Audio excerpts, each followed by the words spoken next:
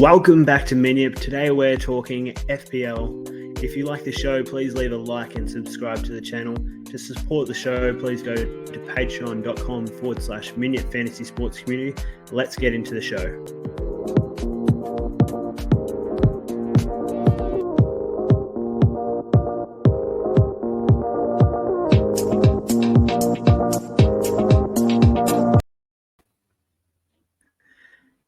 Hello and welcome back to Miniup, your fantasy sports community. There's a fair bit going on there in the intros, but forgive me for that. I'm your host, Blake, coach of Youngys Yaks, and I'm joined by a special guest, Clinton.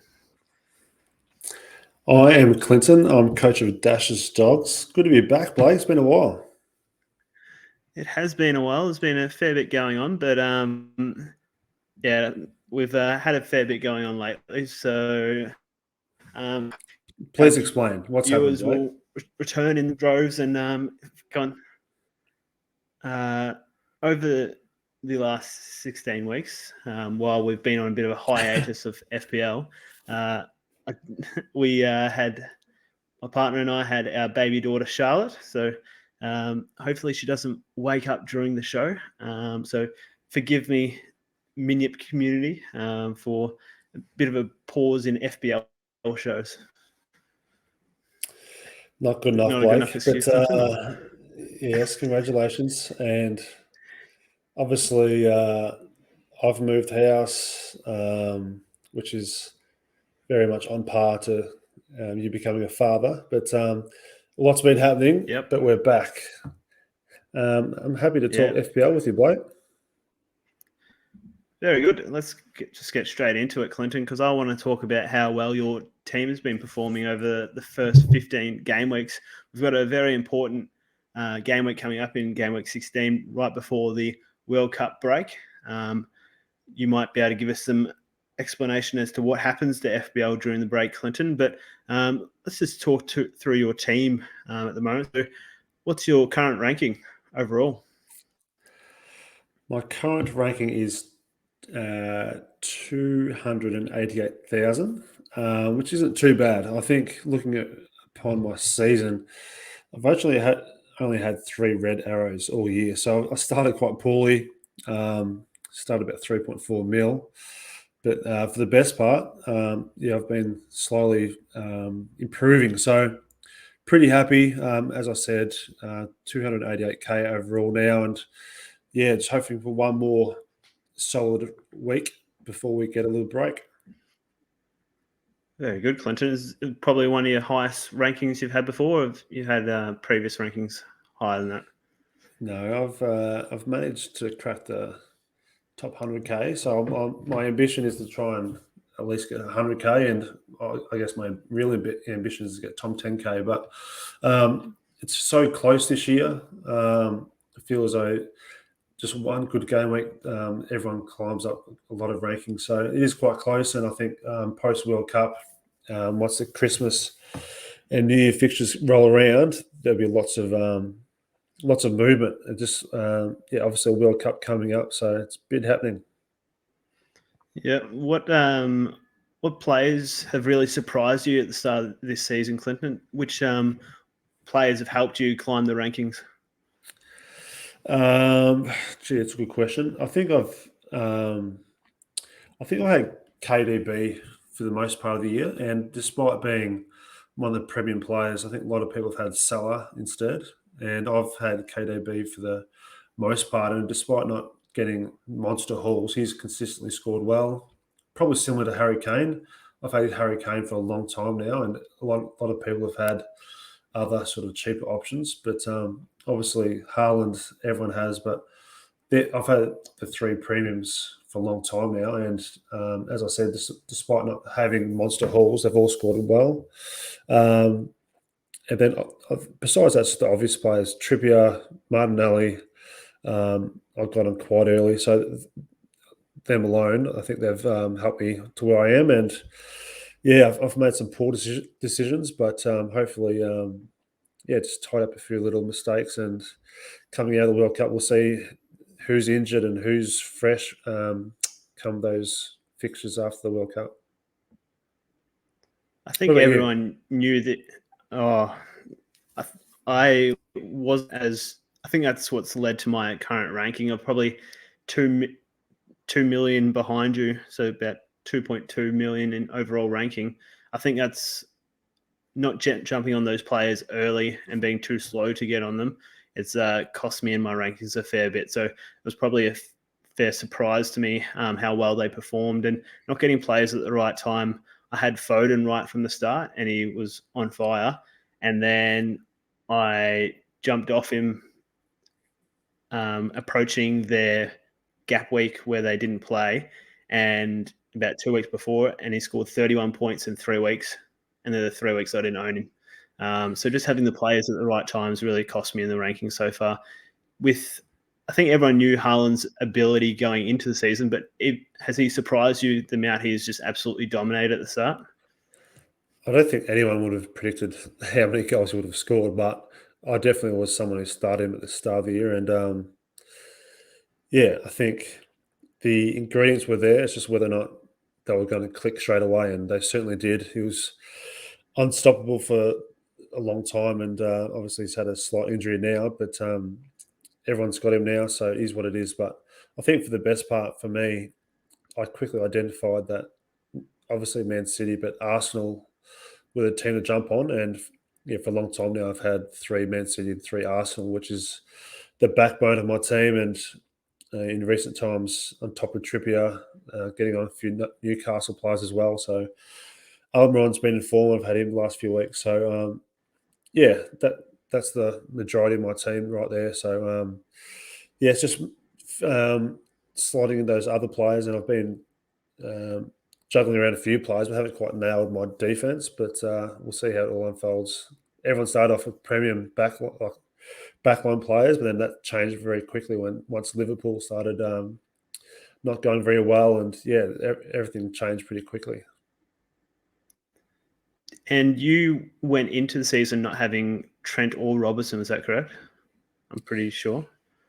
Yeah, that was very early. I think I took a gamble for the first game week, but then I brought in Trent. And then I think I've only taken 1-4 all year, and that was to bring in Trent, and then not long after to get rid of him. So, yeah, Liverpool have been a bit of a they've been the strange team this year, but I've got a feeling they're starting to hit some form. And yeah, as I said, I've got KDB at the moment. There's one player that really scares me for this week, and that's Mo Salah. So it's just whether or not, with my transfer, which I'll get to later, it's whether or not I take a bit of a punt and actually get rid of KDB for Salah in terms of my one free transfer.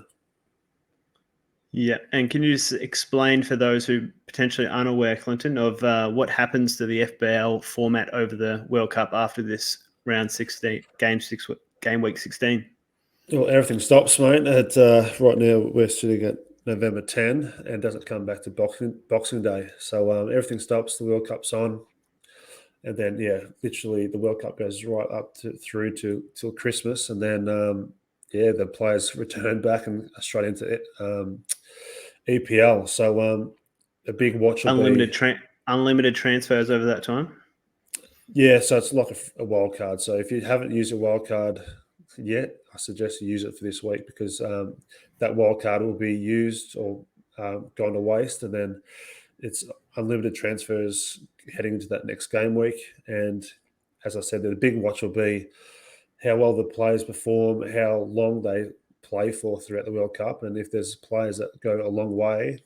For example, if Belgium make the final, KDB might be one to monitor coming out of that. There's several players that aren't going to the World Cup, including Haaland and Salah, so they'll be well rested. So it's going to be very interesting coming back. Obviously, England with Harry Kane as well, so there's lots of players to watch. And do you think it's a potential risk that they might rest KDB going into an easy fixture this game week, and having him fresh for the World Cup, and so that he doesn't sustain an injury over that time? No, no. The clubs are separate to their countries, and they want to win games. And Man City are in a title race. and they want to win this week, and they'll be playing their best team. So Phil Foden's been a strange one. He's been benched the last 3 weeks, and I just got a feeling that something happened behind the scenes which annoyed Pep as to why he got benched. But other than that, yeah, those top teams, they're trying to win. So that's separate to the World Cup. I feel like over the last 2 game weeks in particular, it's been very important to get your Man City players right, with Foden being benched and teams being leaked, and claiming to leak teams prior to the deadline. What have you made of FBL's the games crashing right prior to the deadline and teams leaking before the deadline over the last 2 game weeks? You've been following that? Well, I haven't been following it, but I think they will change it. I think they'll change it back to deadline will be at kickoff. Yeah, because it's defeated the purpose of changing it to an hour and a half, because there is leaks, and then all of a sudden people are waiting to make transfers, and then because of the leaks, there's millions of people trying to change the teams at once, and that's why the website, the system is crashing. So yeah, they will change it, and I don't know, Blake. Let's start talking about our teams and going forward. What are we looking at for this week? I want to touch on quickly how you went in the previous game week. So how many points did you score in game week 15? I scored 64. Yeah, an okay week. Obviously, I decided to take the captaincy off Haaland, and I put on KDB, which I was probably always going to do. But once that got confirmed, I actually made the late transfer to Haaland to KDB. So I did manage to change my captaincy. And yeah, Kane. So across the team, Raya scored 2, Saliba 8, Trippier at 12, and the one player I brought in with some confidence was Connor Cody. But unfortunately, Everton didn't keep a clean sheet, so he scored me 1. Martinelli 3, Almiron 8, Phil Foden scored me 1, KDB 14 as captain, Haaland 5, Jesus 2, and Kane 8. On my bench, I had Ward with 6, Andreas with 6, Kilman and Gomez with 1 each on my bench. But 64, pretty happy with that. I was able to change my captaincy, and then I was eyeing off a defender to bring in, and for some reason I had confidence that Everton would be able to keep 2 clean sheets for 2 weeks, but they've failed in 1.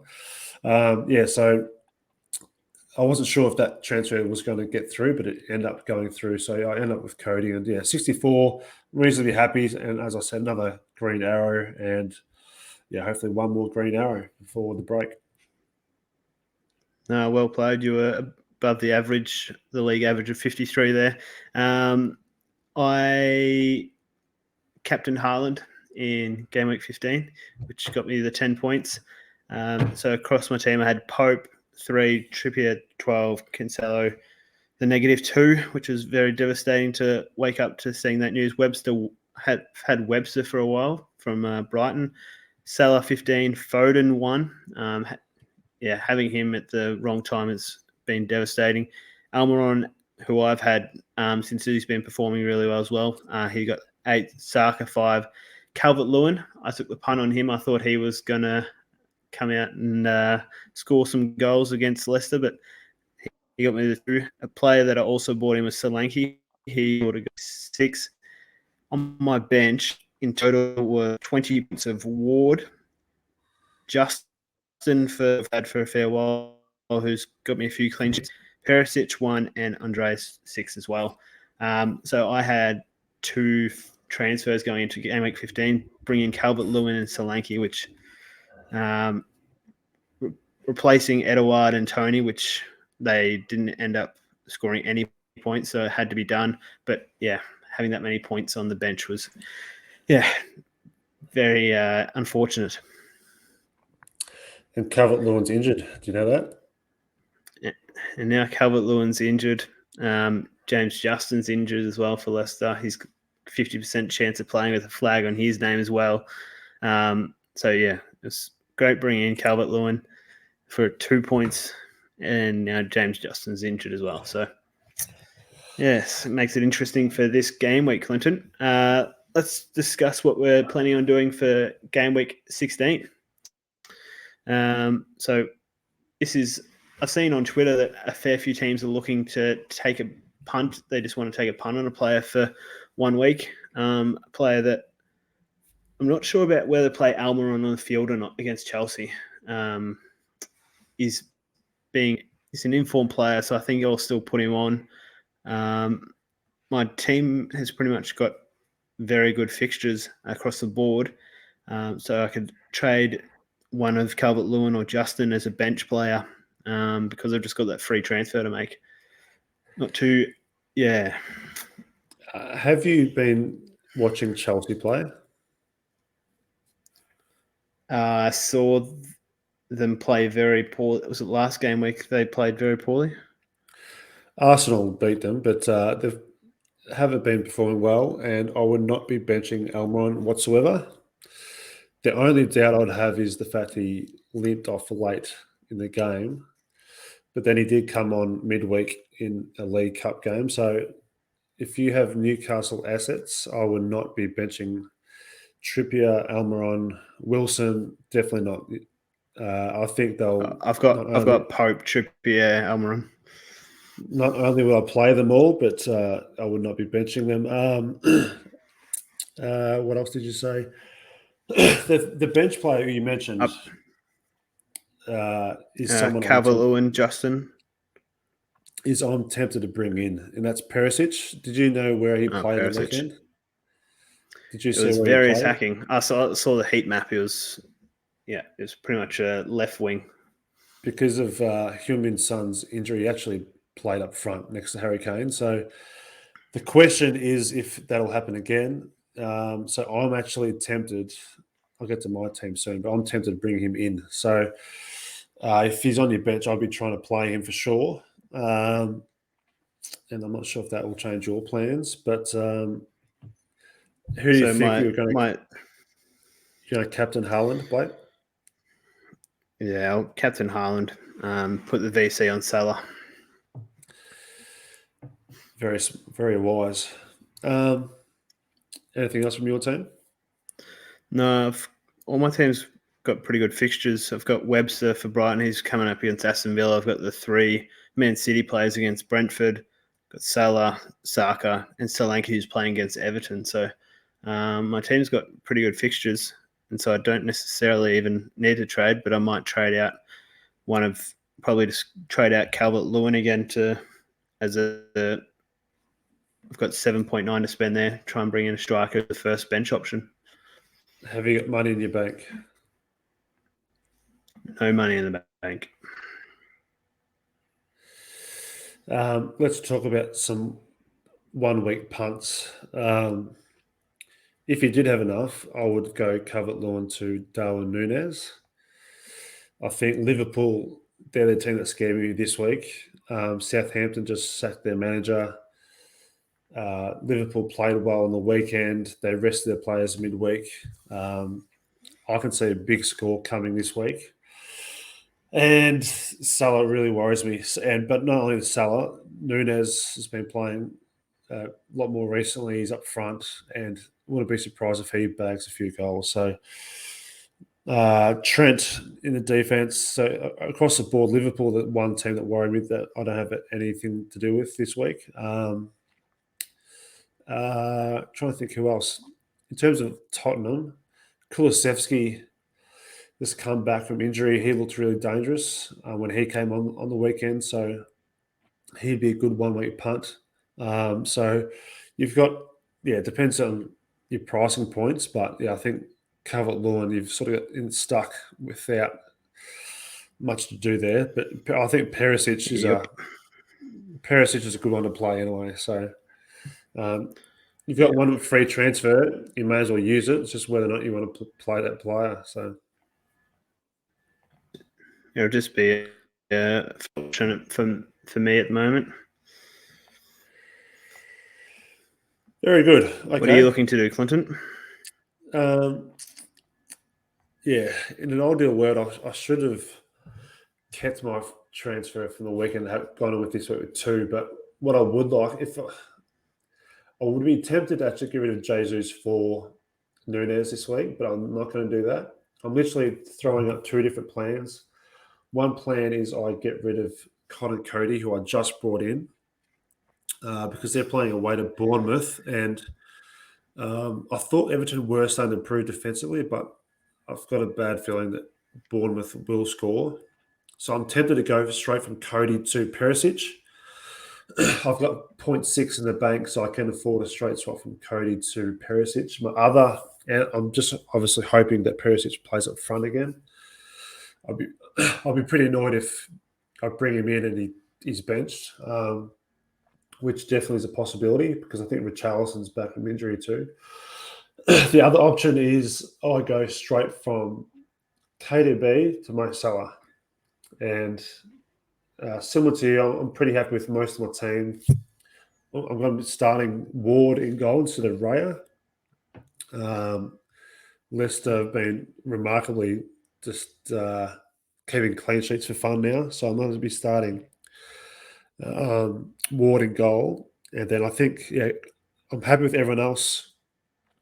The main one is Cody, which I'm probably going to swap for Trippier. But yeah, the other defensive, I wanted Gomez from Liverpool about 3 weeks ago, and he's now lost his starting position.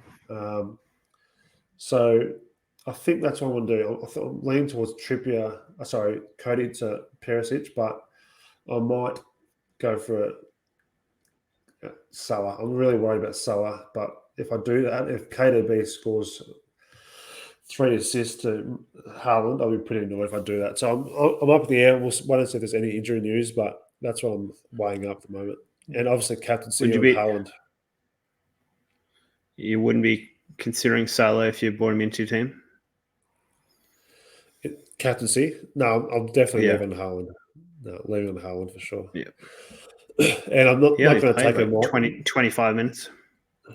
I'm not going to take a -4, so it'd be one of those 2 moves. How many chips you got left in the bank there, Clinton? I've used my free hit.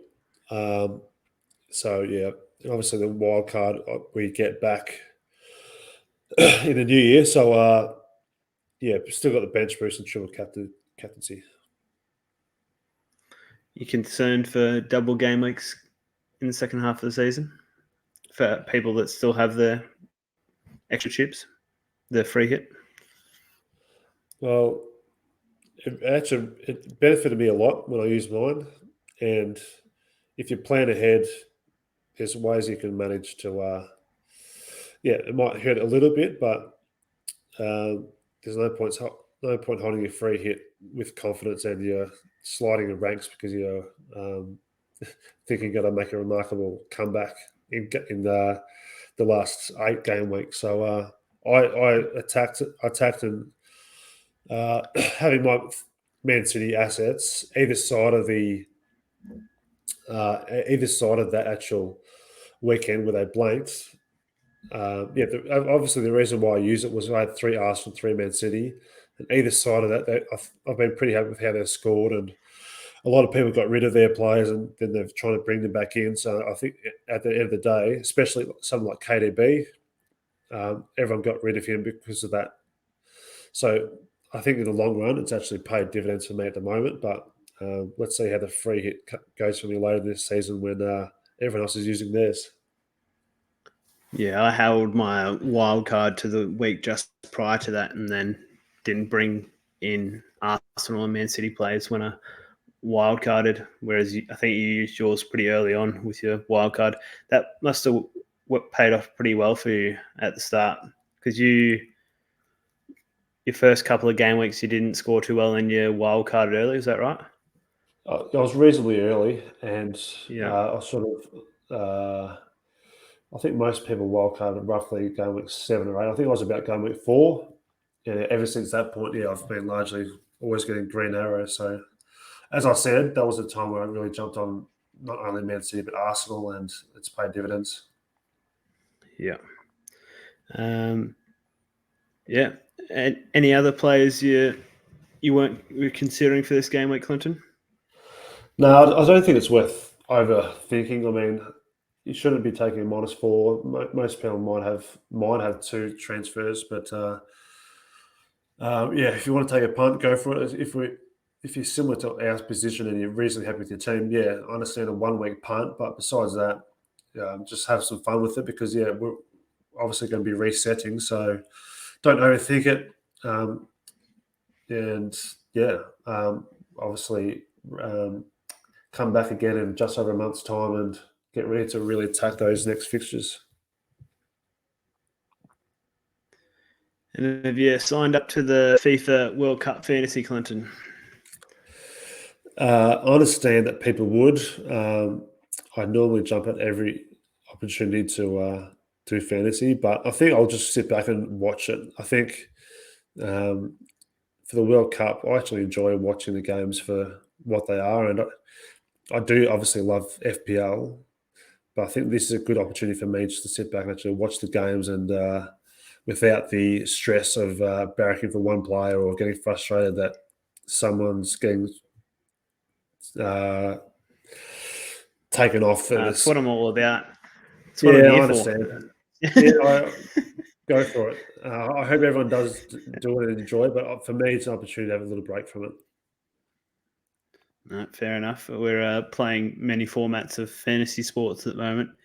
Can get a bit too much some stages, but very good, Clinton. Anything further to add before we wrap up the show?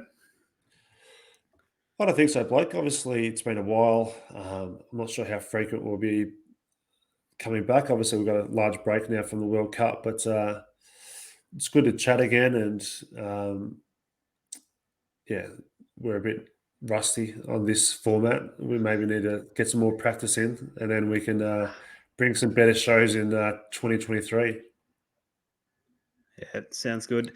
Thank you for joining us for our second FPL show of the season, Clinton. Hopefully our listeners took something out of it at some stage. Make sure you leave a like and subscribe to the show wherever you're watching us, whether it be on YouTube or listening to us on Apple or Spotify podcast. And check out our Patreon page if you want to support the show. That'll get you access to a Discord chat where we discuss our teams and other fantasy sports formats as well. Good job, Blake.